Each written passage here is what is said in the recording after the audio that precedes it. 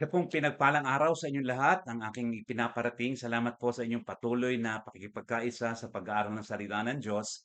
And today I have a good news to announce to every one of you. Some of the Maniwala Online Bible Study series is now uploaded on YouTube. Yung pong ating mga lesson na diniscuss sa Maniwala Facebook Live, nasa YouTube na po siya ngayon. This was a plan many months ago. And that plan is now a reality. Actually po, na-upload po ito noong June 2 days ago or few days ago. At salamat sa Panginoon na noong June 11 na i-upload na po ang ilang mga Bible study series natin. Nasa YouTube na po siya. You can search my name, Jonathan Aureliasa, na makikita po nyo doon yung logo ng Maniwala. Or you can just type Maniwala po. Tingnan natin kung lalabas yun. There were some videos na nakita ko po na lumalabas during the Asinat Ilaw days pa. But meron din po tayong logo doon ng Maniwala. And I hope that when you type or when you search Jonathan Orliasa, mag-a-appear po yung ating mga Bible study series na in-upload sa YouTube.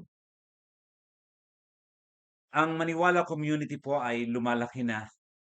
Those behind the scene are also growing. Sister Edna and I launched it the first Saturday of July 23, and we only had Pastor Julius Manuel at that time na nasa technical po siya side. Then an assistant of Pastor Julius Manuel, Brother Daniel Alpajora, came to help from time to time in airing or broadcasting kapag po si Pastor Julius ay hindi available. And another member was added to help us upload on YouTube. At siya po yung tumutulong nangangasiwa sa YouTube channel natin. His name is Pastor Eric Rovello.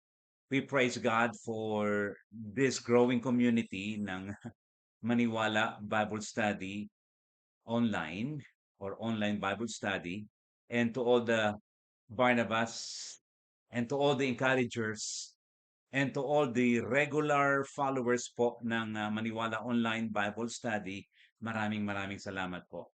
I hope that you will subscribe doon po sa YouTube channel natin so that you can easily get a notification kapag po meron tayong airing sa YouTube. And we arranged the YouTube po based on the series that we made. Kaya it will be easily accessible to many at ma-identify nyo agad kung ano mga topics na gusto nyong i-review or panoorin.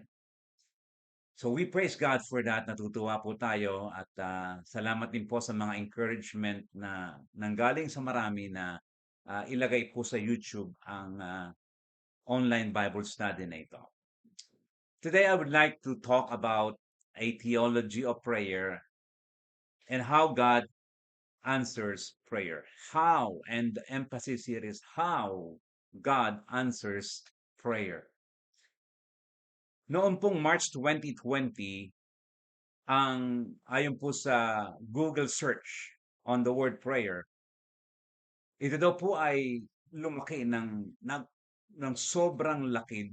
Dami daw po nag-search about the word prayer noong 2020. And maybe you still remember March 2020, mga kapatid. Diyan po nagsimula yung natawag nating pandemic known as COVID-19. And you know the reason why the number of Google search about prayer skyrocketed. Kasi ang ating mundo ay nayanig, nabigla ng pandemic na ikinabahala ng marami.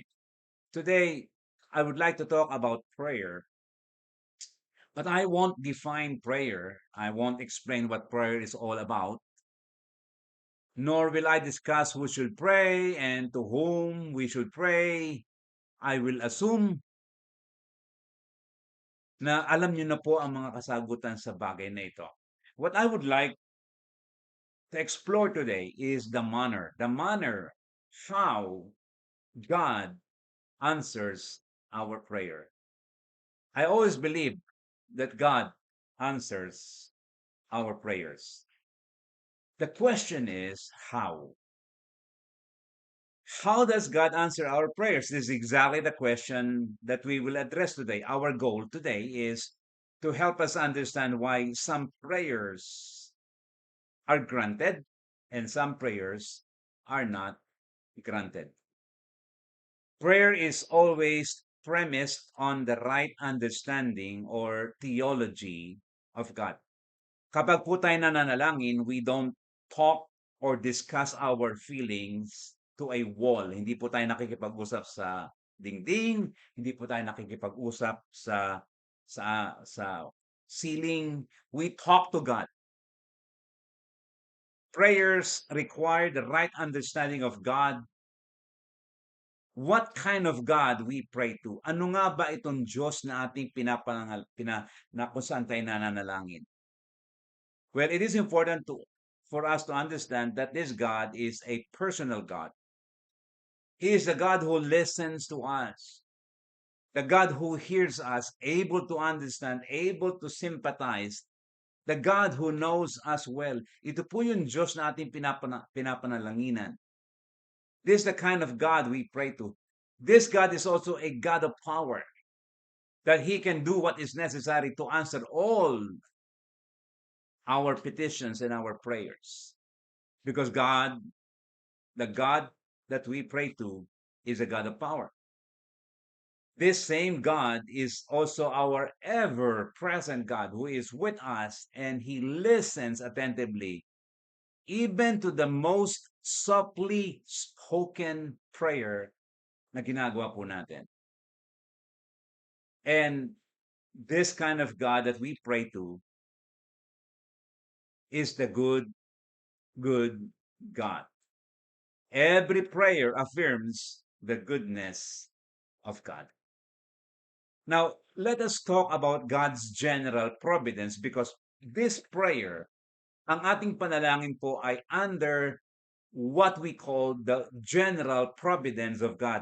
When we say God's general providence, ang ibig pong sabihin nito is God's activity or work of governing, preserving, and supervising the created world. Ito po ang ibig sabihin ng general providence. God's providence is the same in all places. It is the same all the time and to all people. And the prayers we make are not under God's general providence. Pag-uusapan po natin kung saan napapailalim ang tinatawag nating panalangin. Ang God's general providence sa ating pong pagkaunawa sa Tagalog ay ito po yung pangkalhatang pagkilos ng Diyos. This is God's general activity. This is God's work of governing, preserving, and supervising the created world. At ito po yung nangyayari sa lahat.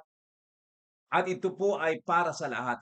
And Matthew 5:45, yung Mateo 5:45, it speaks of God's general providence na kung saan ang pagkilos ng Diyos ay sa lahat ng lugar, sa lahat ng oras, at sa lahat ng tao, kagaya po na sinabi ng Matthew 5:45, upang kayo maging mga anak ng inyong Ama na nasa langit sapagkat pinasisikat niya ang kanyang araw sa masasama at sa mabubuti at nagpapaulan sa mga matuwid at sa mga di matuwid. This speaks of God's general providence. Pero hindi lamang po natin pag-uusapan at nakikita ang pangkalahatang pagkilos ng Diyos. There is also such thing as God's special providence. Yung natatanging pagkilos ng Diyos. Natatanging pagkilos ng Diyos.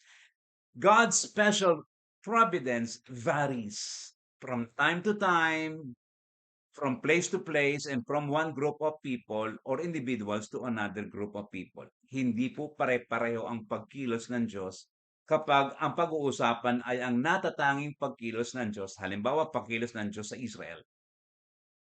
Yan po ay God's special providence. Pagkilos ng Diyos sa mga hari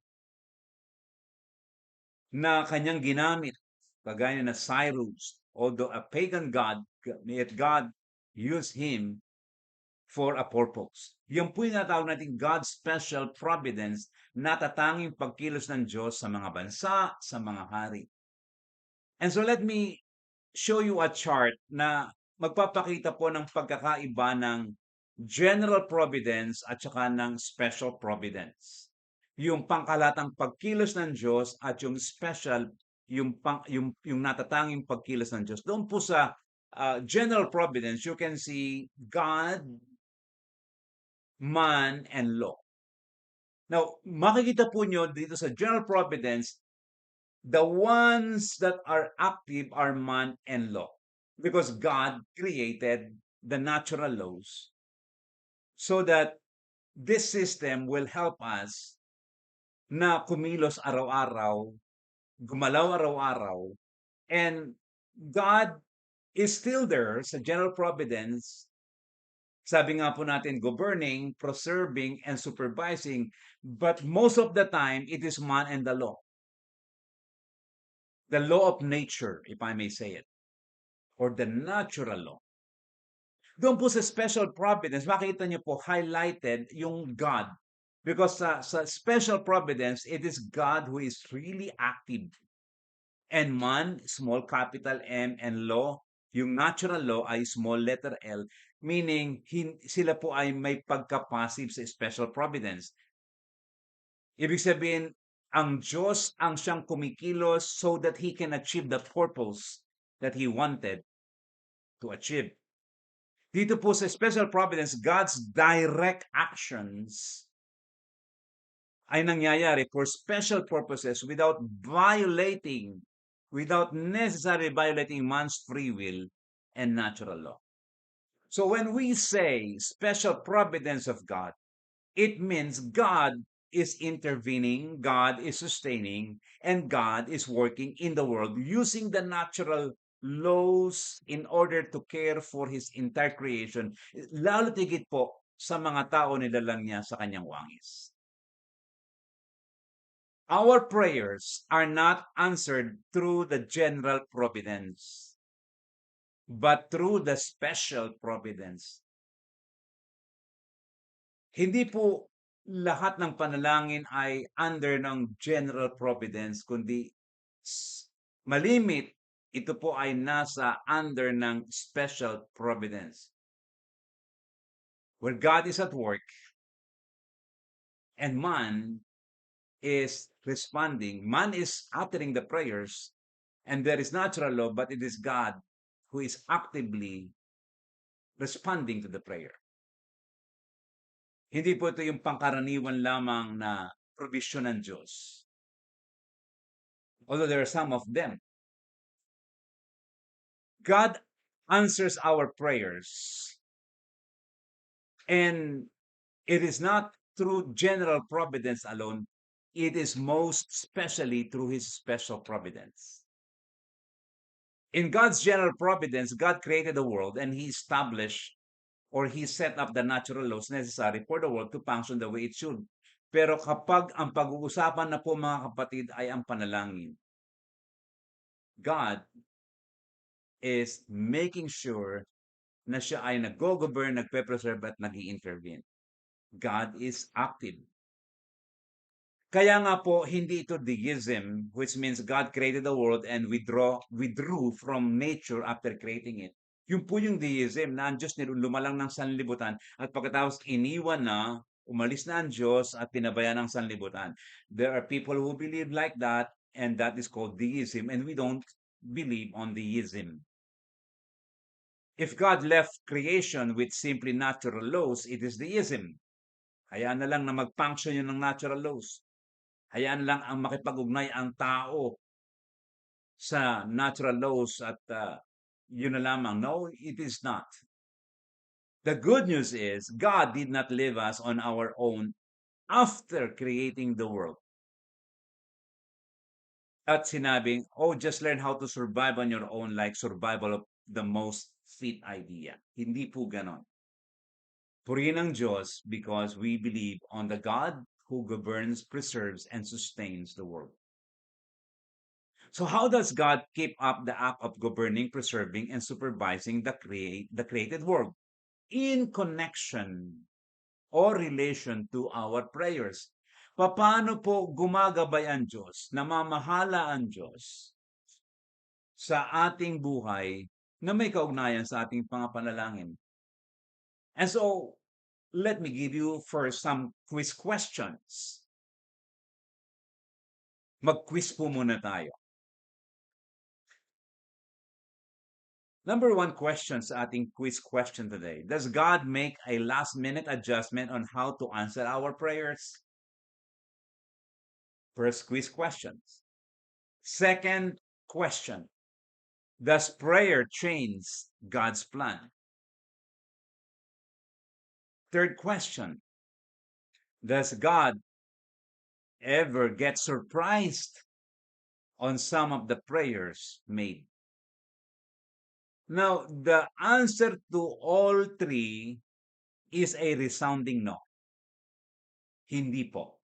If your answer is no, you got 100%. Sapagkat ang sagot po sa sa three quiz question na ito, lahat ay no. No, no, and no. Bakit po? The key to unlock all these three questions, ang susi po dito, kung bakit ang Diyos ay hindi gumagawa ng last-minute adjustment, kung bakit God does not change His plan, kung bakit God is never surprised sa ating mga panalangin, the key is God's foreknowledge or God's advanced knowledge. We are so much comforted that God knows everything that we are about to pray. Purihin ang Diyos sapagkat alam niya bago pa lamang ang lahat ng ating ipinapanalangin. God knows in advance everything.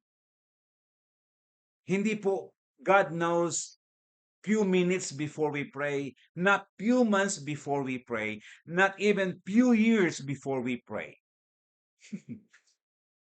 How far can we go back na masasabi natin that God has an advanced knowledge of the prayers that we will be making? God knows every prayer that we are about to pray even before we say them and even before, listen, even before He created the world, especially before He created you. This is how far we can go back when it comes to the prayer each one of us is making. God knows everything before we say them and even before He created the world and even before He created you and me. Psalm 139 verse 4. Even before a word is on my tongue, behold, O Lord, you know it altogether. Sa Tagalog po, di pa ako umimik ang aking sasabihin, alam mo ng lahat iyon. Lahat ay di malilihim. Ang sabi po ng Ephesians chapter 1 verse 4 ay ganito. Bago pa likhain ang sanlibutan ay pinili na niya tayo upang maging kanya sa pamamagitan ng ating pakikipag-isa kay Kristo at upang tayong maging banal at walang kapintasan sa harap niya dahil sa pag-ibig ng Diyos. Bago pa likhain, I know this speaks of our salvation in Christ Jesus. But I also believe, aligned to it, that if God knows who will be saved and will be putting their faith on Jesus, the same manner God knows the prayer that we will be making even before the creation of the world. And because God knows everything in advance before we ask Him, He already prepared in the eternal past. In response to our prayer, underline the word, in response to our prayer, naihanda na ng Diyos ang lahat ng mga bagay bago pa lamang likhain ang sanlibutan. Naihanda na niyan lahat at alam na niya kung paano tutugunin ang lahat ng mga ipapanalangin natin. Ang sabi nga po ni C.S. Lewis, We have long since agreed that if our prayers are granted at all, they are granted from the foundation of the world because of God's advanced knowledge. And because of God's advanced knowledge, sapagkat alam na ng Diyos ang lahat ng mga bagay, bago pa lamang lalangin ng sanlibutan at bago pa lamang tayo lalangin, we affirm the fact that God does not make a last-minute adjustment on how to answer our prayers. What a comfort it is. That our prayers do not change God's plan. Kasi alam na nga niya kung ano ipapanalangin natin. And because of God's advanced knowledge, God does not get surprised on the prayers we make. Hindi siya nasusurpresa sa ating mga ipapanalangin. Now, I would like to give bonus quiz question sa mga tao na minsan, well, mukhang I did not make it, hindi ako naka 100, can I make up? And so this is the bonus question. Question number 4 as a bonus. Do our prayers influence God? Answer? Yes. Kanina po, ang lahat ng answer ay no. Pero when it comes to prayers influencing God, the answer is yes. God is responding. God will listen to us. God will hear us. In a sense, when we pray, we influence God. And I know and I understand that for some people, and even some believers specifically, hindi po ito katanggap-tanggap that our prayers influence God because of, according to them, the sovereignty of God. Ang Diyos ay namamahala at walang bagay na nagre-respond siya. He only initiates. God initiates, He never responds.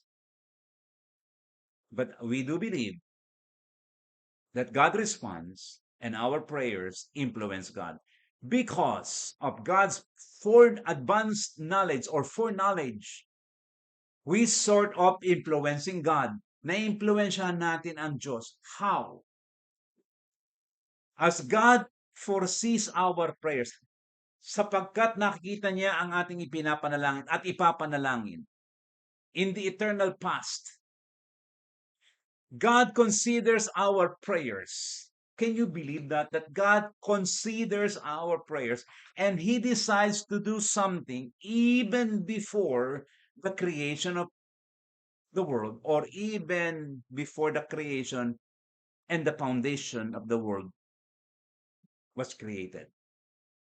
Isinasaalang-alang ng Diyos yung ating mga panalangin. Bago pa lamang niya lalangin ang sanlibutan at ikaw na mananalang. It is of great comfort that our prayers have great weight or influence before God. And this does not limit the sovereignty of God. This does not negate the sovereignty of God that some people, even believers, believe. Na kapag ganito, aba sandali, nalilimitahan pala ang sovereignty ng God. Let us remember the song, and I like to remind you of the song that we were singing noong pong medyo mga bata pa tayo. The old hymns, What a Friend We Have in Jesus. Na sabi doon ng awit na ito, What a friend we have in Jesus. All our griefs and pain we bear. What a privilege to carry everything to God in prayer. Oh, what peace we often forfeit. Oh, what needless pain we bear. All because we do not carry everything to God in prayer. What a great comfort that our prayers have great weight and influence before our great God. Question. At alam ko po, ito ang tanong ng ilan. Why are there no answers? Or why are their prayers not given, granted according to our or my request? Bakit tila may panalangin hindi naipagkakalob ayon sa aking ninanais at ayon sa aking hiningi? Answer: the entrance of sin in Genesis chapter 3 made life so tough and so difficult. Nung nagkasala po si Eva at si Adan sa Diyos, ang ating mundong ginagalawan ay naging napakahirap ng mundong panirahan. And we now live in a fallen or cursed world. Isang mundong sinumpa at nakaranas ng sumpa dahilan sa pagsaway ng tao sa Diyos. Most, if not all, of the no answers or mga panalangin hindi na ipagkaloob sa atin, ayon sa ating ninanais, are merely a product or a result of the consequences or disobedience of man.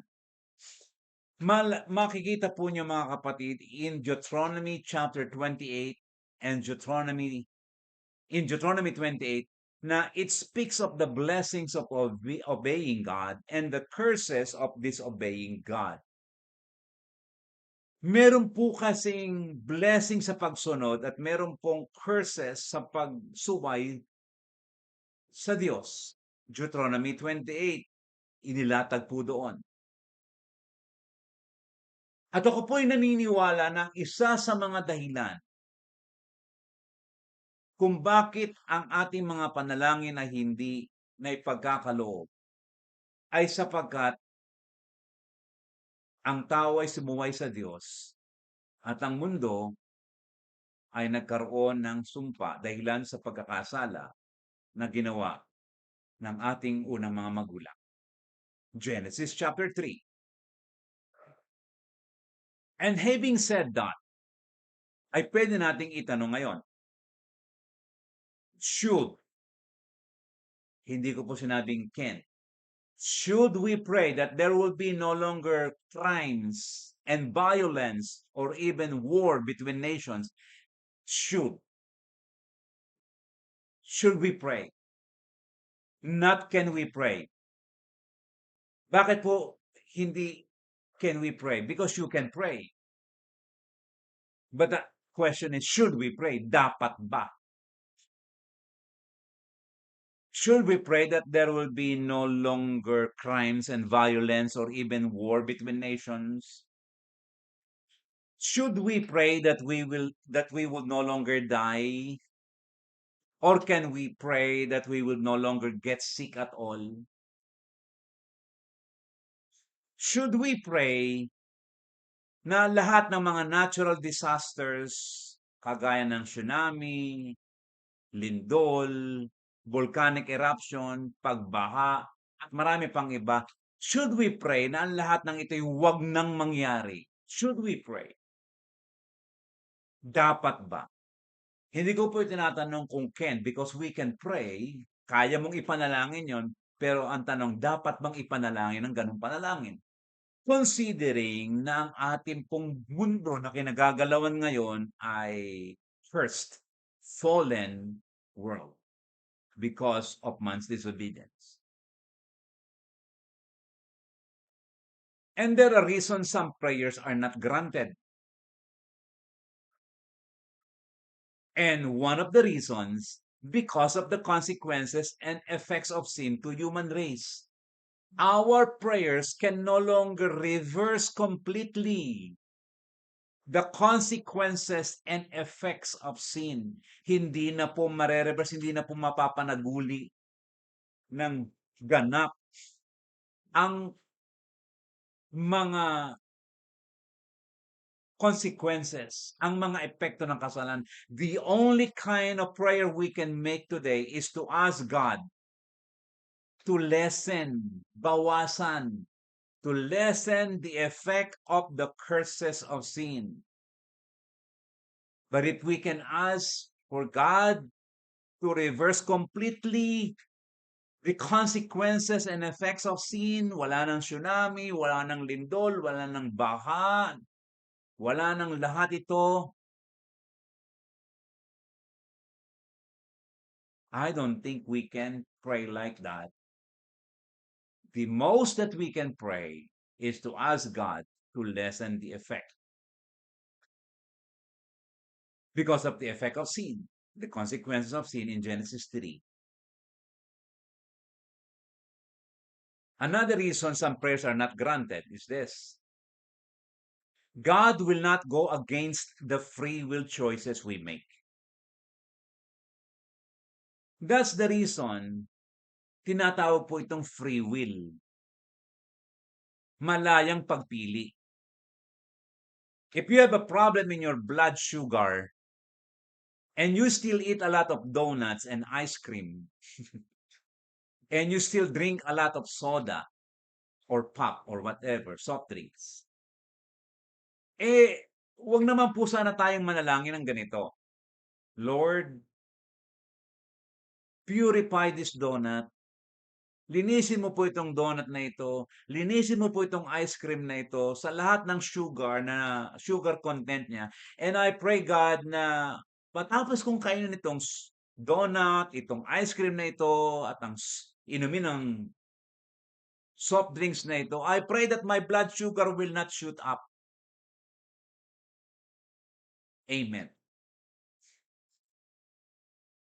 You know, God will not violate the free will choices. And the answer for this is no. God will not go against the free will choices we make. God will not violate the free will choices na ibinigay niya sa iyo upang gumawa ka ng pagpapasya. But generally, God permits free will choices. Generally, God permits free will decision. Another example of prayer some people make ay ganito: Lord, I got up late for work. Naku, tinanghali po ako, Lord, ngayon. I don't want to be late kasi po, Lord, na-warningan na po ako sa trabaho ko. Na-warningan na po ako ng boss ko. Lord, sana po, huwag akong ma-late. And Lord, isa pa po, nagmamadali po ako, kaya I will speed up.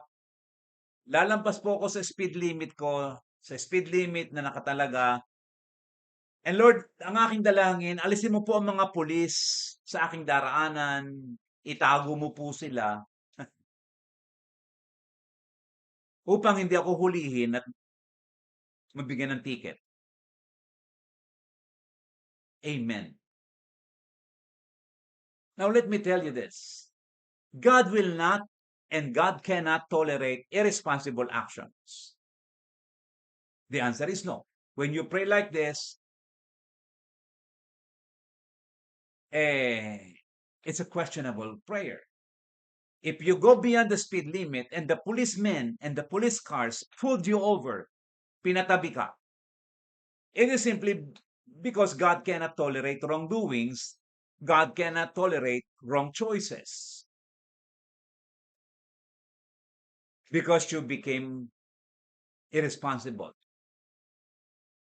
Sabi ng iba, paano po kung talagang nung nanalangin ako, wala pong pulis sa dadaanan ko, na tila inalis ng Diyos yung mga pulis sa dadaanan ko.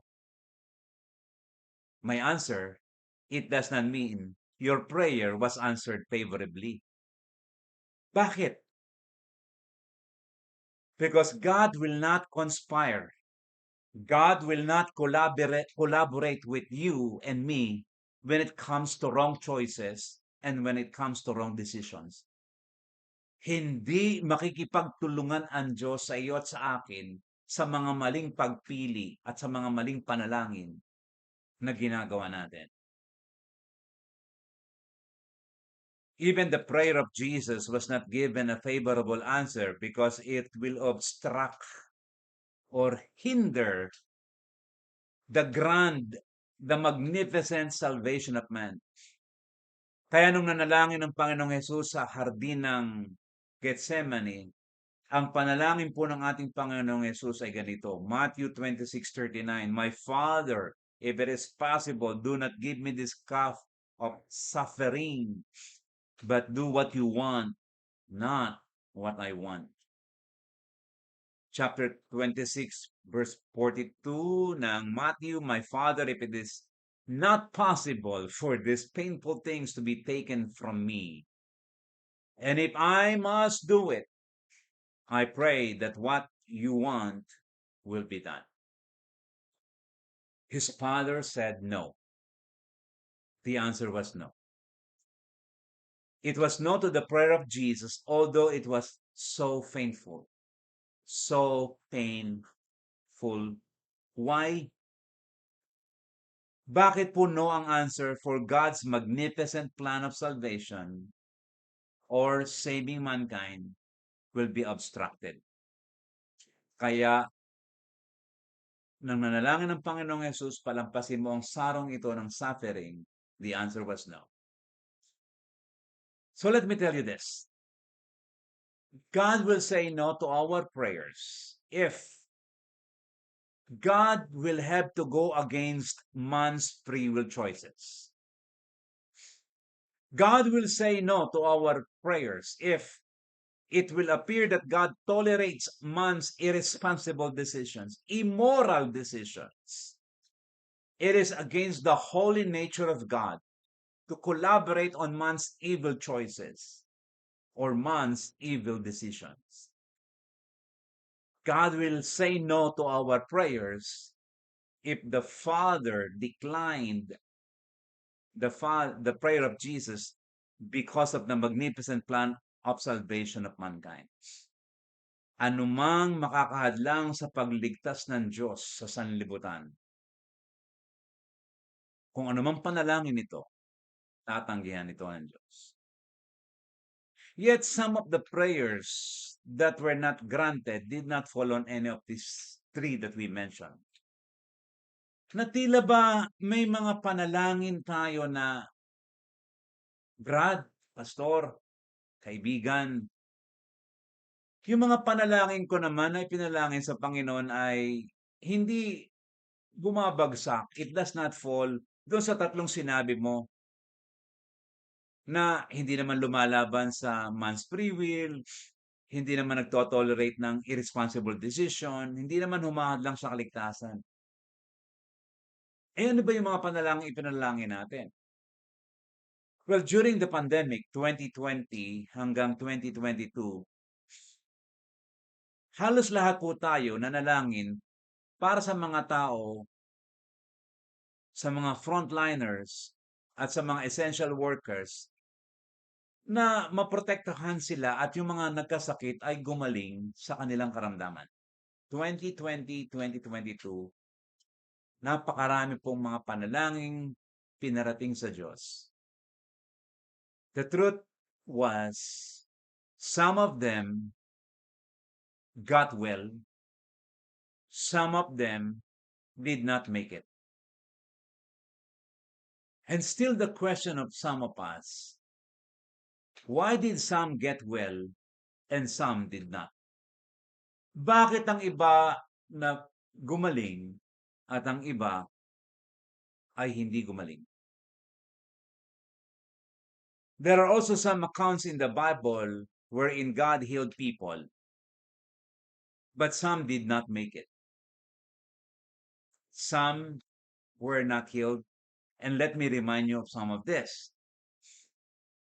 Kay Hezekiah po in Isaiah 38, Hezekiah was so sick. He was almost dead. And God told Hezekiah, be ready and make arrangements. You're going to die. Hezekiah, mamamatay ka na. Si Hezekiah po ay tumugon sa Diyos, nanalangin sa Diyos, nanikluhod sa Diyos. And you know how I obeyed you, God, and what I have done.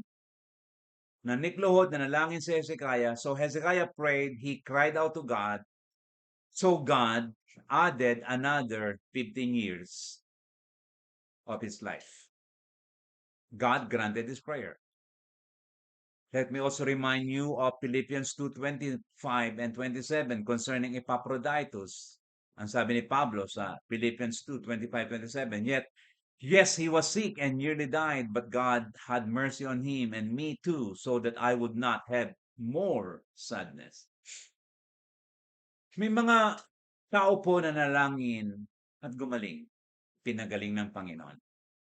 Pero sa Biblia rin po ay merong nanalangin na gumaling at ipinalangin ng isang ama pero hindi gumaling.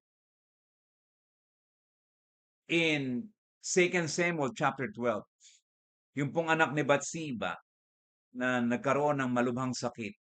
Ito po yung anak ni David kay Bathsheba. So David pleaded to God. He cried out to God so the son would not die.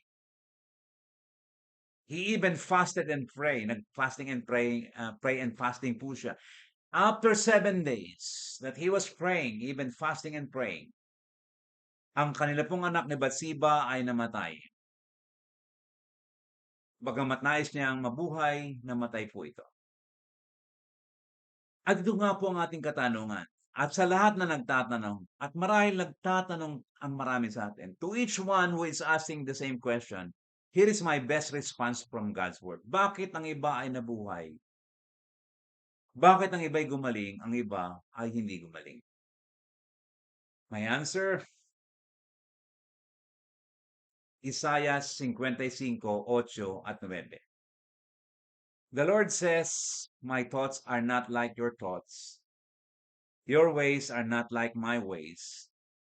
Just as the heavens are higher than the earth, so are my ways higher than your ways, and my thoughts higher than your thoughts. Lesson we need to learn, God is the ruler. Hindi po natin alam ang isip ng Diyos. May panahon na pahihintulutan niya ang iba na gumaling sa kanilang karamdaman. At may panahon na gagaling sila, pero may panahon din na hindi mapapahintulutan ng Diyos na magkaroon ng kagalingan. There are times that others will experience eternal healing, not on earth, but in heaven.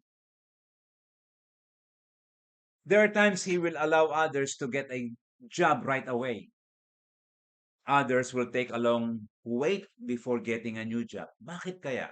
Ang bilis yung makakuha ng trabaho. Ako, ang tagal kong makakuha ng trabaho. Hindi po natin alam.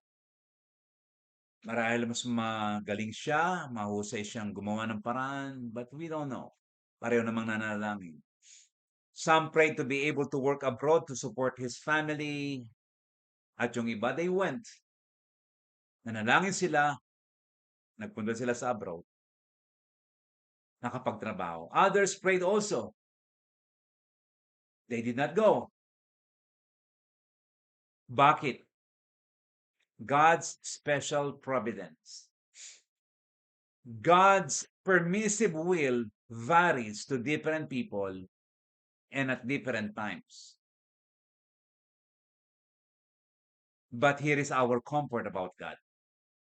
And let me tell you this from the lyrics of the song, Trust His Heart by Cynthia Clausen. This song is one of the favorites that my wife is usually trying to sing. Naawit po ito ni Sister Edenel. Very, very touching, very meaningful song. Trust His Heart. Sabi po ng lyrics, God is too wise to be mistaken. God is too good to be unkind when you don't understand. When we don't see His plan. When you cannot trace His hand. Trust His heart.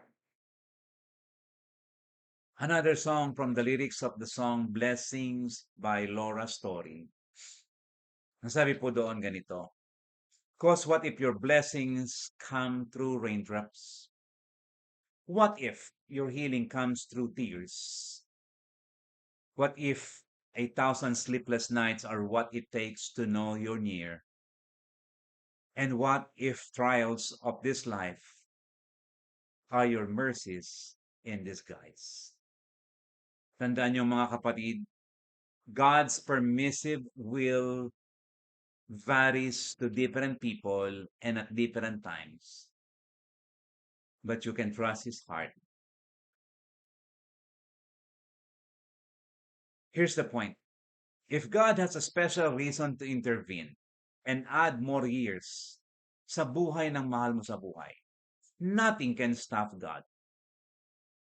Ang ating trabaho as intercessors is to intercede and to trust God completely, and God's role is to act according to what He sees is best.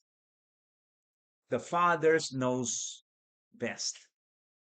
We cannot force, we cannot manipulate God to answer all our prayers the way we wanted it. The best, yet the most difficult part of a good prayer is similar to the prayer Jesus prayed in Gethsemane. And ano po yun? Your will be done.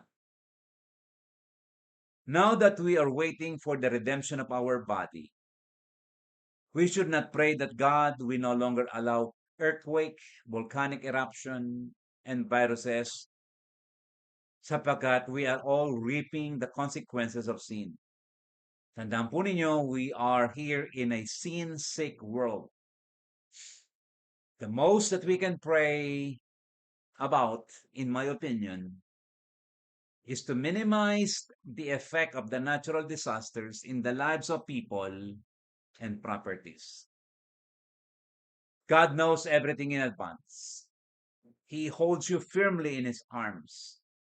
We should always pray and never doubt. Our responsibility is to trust Him.